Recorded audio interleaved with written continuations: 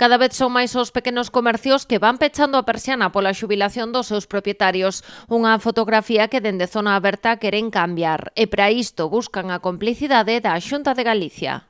Que favorezcan a todas las personas que quieren emprender, que cojan esos locales que ya están funcionando, que tienen mucho camino andado. Tú le das un poco tu experiencia, le das una cartera de clientes, es una tienda que está funcionando. Y yo pienso que se debería de ir un poquito más hacia esos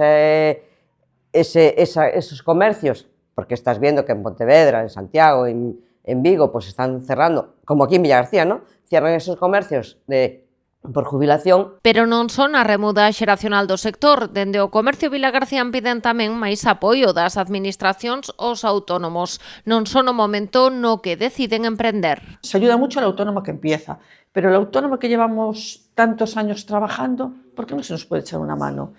Hay a lo mejor al final de nuestra vida laboral que tenemos más dificultades o que tenemos algún problema, pues bien se nos podía hacer una rebaja de la cuota como se le hace a los jóvenes, pero que nos siga manteniendo nuestra antigüedad e nuestra cotización.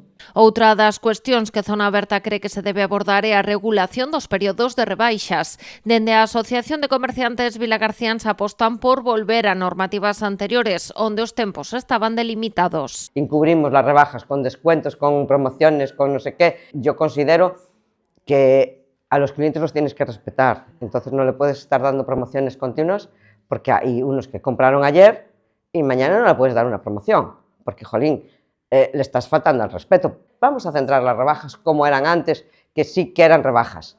En canto a campañas de dinamización como o bono comercio impulsado pola Xunta, os comerciantes ven posibilidades de mellora. Unha das reclamacións pasa por ampliar a participación aos establecementos de alimentación. Yo lo que le planteé al director de comercio fue que por qué los comercios de alimentación no podemos participar en los bonos de comercio. Los bonos, las tiendas de alimentación o tiendas que tienen un poco de producto gourmet. Y dice que el epígrafe, que están pendientes del Ministerio que les autorice ese epígrafe para poder participar. Estes temas tamén se abordaron no encontro que mantivo hoxe o director xeral de Comercio da Xunta coas representantes de Zona Aberta. Cuestións todas elas que preocupan a un sector clave no tecido económico dos concellos.